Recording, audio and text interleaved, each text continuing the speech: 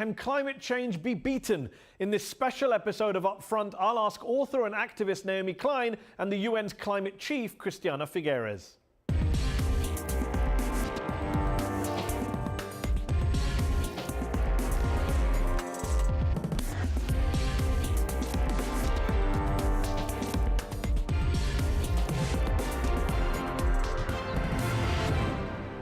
I'm Mehdi Hassan, and in this special edition of the show, a new study by NASA has revealed that the month of February smashed global temperature records. Scientists now say we're in the midst of a climate emergency. So is the recent UN agreement in Paris on carbon emissions too little, too late? I'll ask the UN's outgoing climate change chief, Christiana Figueres. But first, she's one of the world's best-known critics of big corporations and uncontrolled capitalism. And in her latest best-selling book, This Changes Everything, she says you can't take on climate change without taking on capitalism too.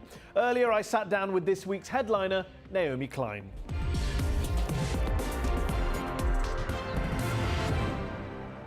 Naomi Klein, thanks for joining me on UpFront.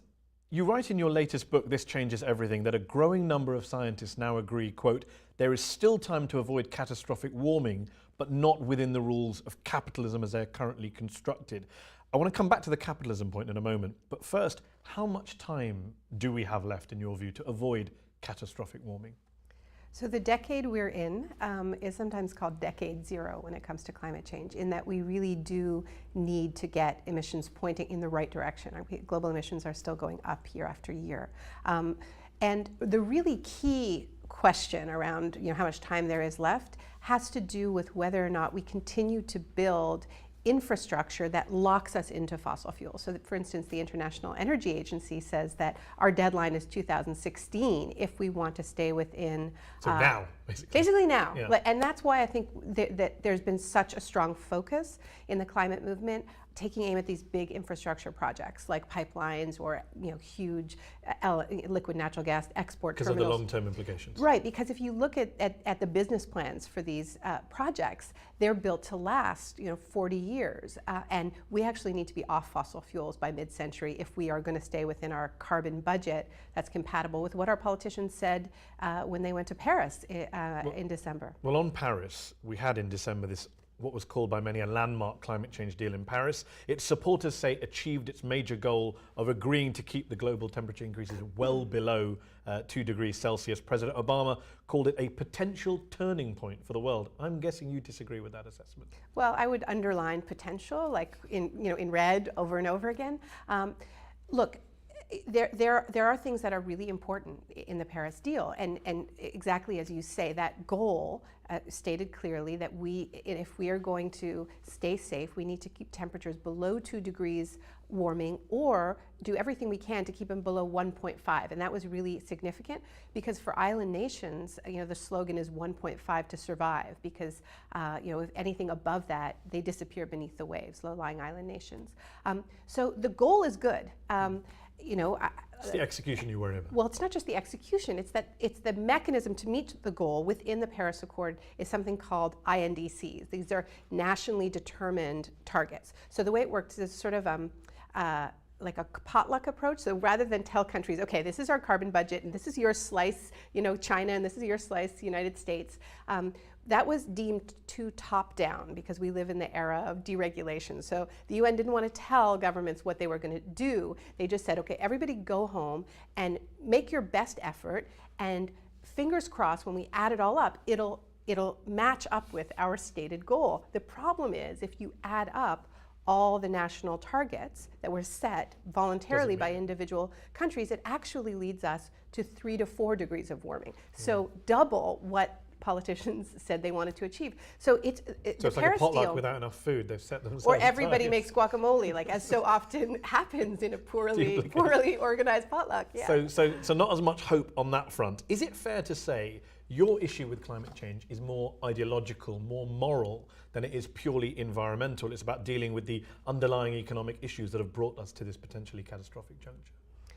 Well, I mean, it's certainly fair to say that I come at this issue as somebody who has studied the impacts of deregulated capitalism around the world. We live in this era of what Joseph Stiglitz has called market fundamentalism, where it's all been about slashing regulations for corporations, privatizing the public sphere, keeping taxes low for corporations and the wealthy, all on the theory that what is good for elites is going to eventually trickle down and be good for everybody. And we locked it all in under corporate-friendly free trade deals. So what I do in the book is look at the fundamental clash between those policy pillars and what we need to do in the face of climate change. Like, if you're going to reinvent your energy grid, if you're going to reinvent your transportation system, it's probably not a good idea to sell it off to companies who are only interested in making as much money as they can. If you are interested in having maximum policy flexibility, it's probably not a good idea to implement free trade deals that make it possible for corporations to sue national governments, as is happening, challenging important climate regulations. So isn't there a problem then for you when you explain it in that way, that there are a lot of people on the right, for example, all of the Republican presidential candidates, who say, when they're asked about climate change, they say all of this stuff to tackle climate change isn't about protecting the environment, it's a cover for left-wing people to try and restrict capitalism, change our free market way of doing things, bring in big government and socialism. And the problem is someone like you is saying, basically, yeah, they're right, you're agreeing with them. The subtitle to your book is Capitalism versus the Climate. How will you win over people on the right? It's worse than that. I actually have a chapter in the book called The Right is Right about the fact that I believe that they do understand, they're not right about the science. They're right that if climate change is true, their whole ideological project that says, government has to get out of the way, let's free the market, that whole project has a big problem. And the idea that we can deal with climate change within the confines of our current system is exactly what we've been trying for 2 decades, and it's failed miserably. So instead of regulating fossil fuel companies, we set up carbon markets in Europe, and it became a magnet for fraud, and it was a boom-bust cycle like so many deregulated markets. We told people that it wouldn't disrupt their lifestyles, they just had to shop more but for more green things, right? That also didn't lower emissions. A bit more. We focused on people as individuals as opposed to looking at what we can do collectively. So I actually believe we've tried the don't rock the boat approach, and now it's time to try something different. And the good news is there are a lot of people who have an appetite for system change for a variety of other reasons besides climate change. Okay. Putting the right to one side, the London Review of Books, a left-wing publication not unsympathetic to you or your arguments, in its review of your book, This Changes Everything, it said you're an expert at exposing corporate wrongs, but less good at suggesting how to right them. You think, quote, a world-spanning predicament, such as catastrophic climate change, can, quote, be tackled with the same protest tools as the Vietnam War. What's your response to that criticism? But it hasn't really been a protest movement. It's been this, like, let's all hold hands, let's make deals with big business, we'll have cap and trade and climate markets and green capitalism. That's the approach that's failed. I think we've only really started building a real climate movement in the past 5 years, certainly in the global north, and you see the rise of fossil fuel divestment, which grows exponentially. There are now $3.4 trillion that have committed to divesting. You have protest movements like taking on Arctic drilling when Shell parked their drilling rig in Seattle and Bellingham and Portland, Oregon. That led to change in policy. So it's not to say, okay, a protest is going to stop climate change, but the fact that, for instance, there were 400,000 people on the streets of New York, I think is part of why we're seeing a different Obama in his second term than we saw in his first term. Obama in his first term, without this kind of street pressure, did almost nothing in the face of climate change. Obama in his second term, dealing with the movement against Keystone XL, Arctic drilling, this mass movement demanding climate justice in the streets, is introducing all kinds of great legislation that would have been a hell of a lot better if he'd introduced it on day one. Rather than his lame duck year. Taking a step back, you didn't, of course, become a global name, a literary star over the issue of climate change. It was over globalization, quote-unquote anti-capitalism, with your first book, No Logo. What got you interested in, what got you so passionate about climate change and climate justice? Was it a particular event, a particular person? Yeah, well, I should say, I see a lot of, there is a lot of continuity for me, even going back to No Logo, which I wrote when I was, a kid. Because that book was about how, in the 1990s, there was this explosion in the kind of consumption that we had. I didn't understand when I was writing that book in my 20s that was intimately linked to an explosion in emissions that I now understand in retrospect. But the turning point for me was, very clear. It was when I was writing The Shock Doctrine, and I was in New Orleans when Katrina struck. And it was covering that disaster, reporting on it at the time and then in the book, that showed me where the future leads, like where the road we're on, where it leads to if we don't swerve, right? Because Katrina was not just about heavy weather of the kind we're going to see more of because of climate change. Oceans warm, you have heavier storms, and that Katrina was a vicious storm, Category 5 hurricane. But when it hit New Orleans, it had already been downgraded to a tropical storm. What turned that into a catastrophe was this toxic mixture of heavy weather meets weak and neglected public sphere meets institutionalized racism.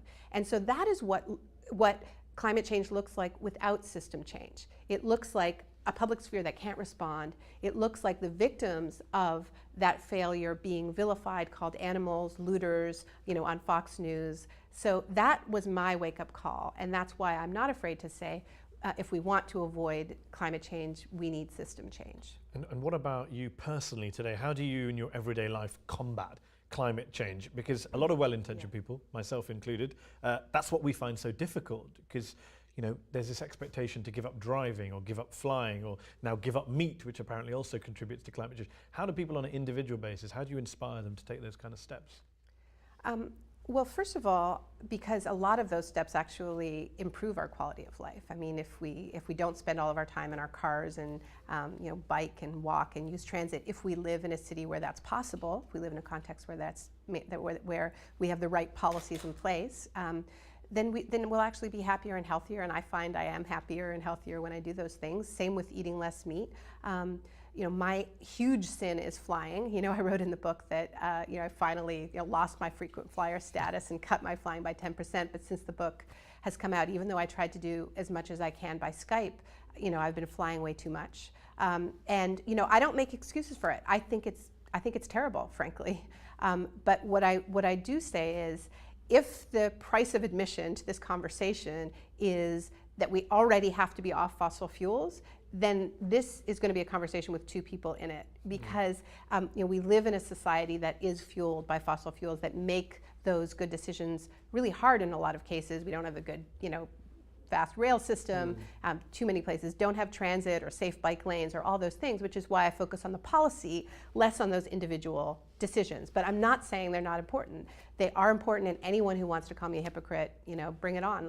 It's true. Less about the hypocrisy, more about the difficulty, I think. It is difficult, and that's why we need the policy. And let me put this quote to you. The Nobel Prize-winning psychologist Daniel Kahneman was asked about how to get people to take climate change seriously, and he replied, "No amount of psychological awareness will overcome people's reluctance to lower their standard of living. So that's my bottom line. There is not much hope. I'm thoroughly pessimistic. I'm sorry."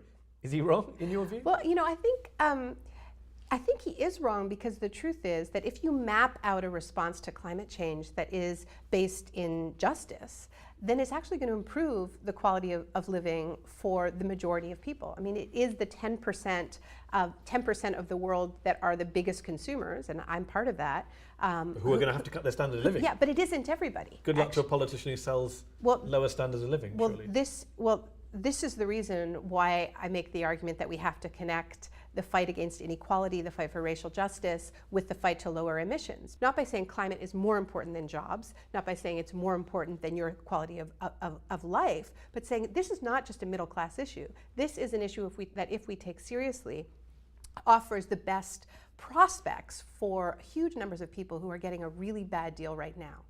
Do you think the work done by people like yourself, by Joseph Stiglitz, by the economist Thomas Piketty and others, do you think that work to highlight the inequities, injustices of neoliberalism, extreme capitalism, do you think that's what's helped drive the rise of the likes of Bernie Sanders here in the United States, or Jeremy Corbyn, the Labour leader in the UK, or Podemos in Spain, or many other such movements around the world calling for radical economic change? I think what drives it most is just people's lived experience, and I think where the research comes in, where the work comes in, is it says to people, you're not crazy things really, if we look at the impact of Piketty's work, I think a lot of people, saw that research and went, yeah, like I'm living it, I'm seeing it everywhere. But at the same time, I think when it's reflected in the media, it does create space, and it has created space for a candidate like Bernie Sanders to come forward and forcefully make inequality the election issue, make the need for campaign finance reform, front and center. But I think in terms of the market for those ideas, that's what people are living, not what they're reading. Naomi Klein, thanks for joining me on UpFront. Thank you.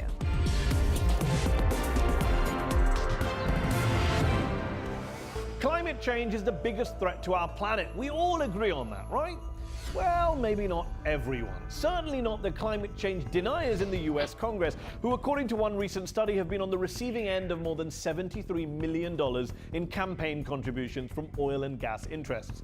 Think Koch brothers, the billionaire energy tycoons. Think ExxonMobil, the oil and gas giant. Oh, and guess what $73 million buys you? Climate change is not science. It's religion. I really believe it's the greatest hoax ever perpetrated on the American people. If you're a believer in the Bible, one would have to say the Great Flood is an example of climate change. I'm not a scientist. Fair enough, Senator McConnell, you're clearly not a scientist. But the scientists you do rely on to bolster your denialist illogic aren't exactly impartial, are they? Take Wayhawk Willie Soon, the most sought after of denier scientists. He's received more than $1.2 million from energy giants, including one of the Koch brothers. Money that he apparently just forgot to mention when he was writing his skeptical papers. What about the former MIT professor Richard Lindzen or climatologist Pat Michaels, both heroes to the climate skeptics? They work for the Cato Institute, co-founded by, yes, you guessed it, the Kochs. But look, the climate change denial machine goes way beyond those billionaire brothers. One recent study found that 140 conservative foundations funneled more than $500 million to nearly 100 climate denial organizations. So a lot of the quote-unquote experts are financially compromised, conflicted. And a lot of them aren't even actual experts. Well, not in this particular field. A few years ago, the deniers got very excited by a US Senate-endorsed list of almost 700 scientists who dissented from the consensus view on man-made climate change. Yet of those 700 scientists, less than 10% of them were actual climate scientists. Take the words of one of them, Iva Zhayeva, a physicist, by the way, from a speech in 2012. I'm not really terribly interested in global warming. Like most physicists, I don't think much about it. I spent a day or so, half a day maybe, on Google, and I was horrified by what I learned. What? That's like asking a dermatologist to perform brain surgery after spending half a day Googling brain surgery. You just wouldn't do it. Or maybe you would. If you're a climate change denier prone to conspiracy, maybe then brain surgery might be the right way to go.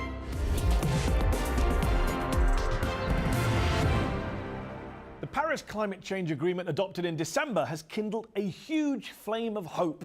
Those were the words of the UN's top official for climate change, Christiana Figueres. Critics of the agreement, however, have called it worthless and weak. So is the UN Paris deal an historic victory or a dangerous distraction? Christiana Figueres joins me now from Bonn. Thanks for joining me on UpFront. You're standing down this summer as UN climate change chief after 6 years in the job. 6 long years in which the planet has gotten hotter. What would you say to those who think, therefore, that your tenure, for all its good intentions, has been one of inaction, of failure? Well, first of all, thank you very much for inviting me to be here today. 2 things I think have been the major lessons over the past few years. The first, that it is completely impossible, unrealistic, and irrational to expect that a problem that has accumulated over 100 or maybe even 150 years can actually be fixed in 1 year or, in fact, even in 1 or 2 years. This is going to take several decades, I'm afraid, because what is required here is a transformation of the global economy. And the second thing that we've actually learned over the past 6 years, which is very much at the basis of the Paris Agreement, is that it is completely untrue that we have to choose between addressing climate change and supporting the development of countries. So Paris actually puts in place a pathway that is going to take us over the next 5, 10, perhaps 15 years toward the addressing climate change in an effective way from the perspective of the countries. You praise the Paris Accord as a success, the deal that was done in Paris in December. But James Hansen, the legendary NASA scientist who first raised awareness of climate change in the 1980s, described it as a fake, a fraud. Friends of the Earth called it not sufficient, not strong enough, much too vague. Oxfam called it a frayed lifeline to the world's poor. Well, I wonder what they would have said if we had actually failed to come to any agreement in Paris. And, you know, it is very true, let me say, that from a purely scientific point of view, we are really getting to the last minutes in which we can credibly address climate change. I am no one to dispute that. The issue, however, is that science has very, very stringent timelines that in an ideal world we would certainly want to abide by. But that when you put into the reality of the world, you put policy, you put the evolution of policy, the evolution of an economic system that has been in place for 150 years, then you get a very different timeline. But it's a policy framework which contains pledges made by individual governments that aren't really binding at all. They're non-binding. The UN, you can't force individual governments to do anything in terms of the emissions targets they set for themselves, can you? No, which is exactly why those contributions are actually quite strong, because they don't come from an external force. They're not anyone holding a pistol to anybody's head. They stem from the national interest, and they are completely coherent and consistent with national development priorities. Hence, that is the most powerful lever, is what the national interest is. You say these pledges are strong because they're based on national interest. Let me quote to you what Naomi Klein, who I interviewed earlier on the show, said about this particular aspect of the Paris Accord. She said it was a potluck approach because, quote, the UN didn't want to tell governments what they were going to do. They just said, OK, everybody go home, make your best effort, fingers crossed. The problem is if you add up all the voluntary national targets, it actually leads us to 3 or 4 degrees of warming. She's right, isn't she? No, she's not. Naomi is a fantastic analyst and a good friend, but here she's not right, because actually, if implemented, the current set of contributions would lead us to anywhere between 2.7 or 3 degrees, which is much better than the 4 to 5 degrees increment that we had before these contributions. So better, and the safe goal is 1.5 but certainly degrees. not where we need to be, which is well below 2 degrees to 1.5 degrees. You agree we're not going to get to 1.5?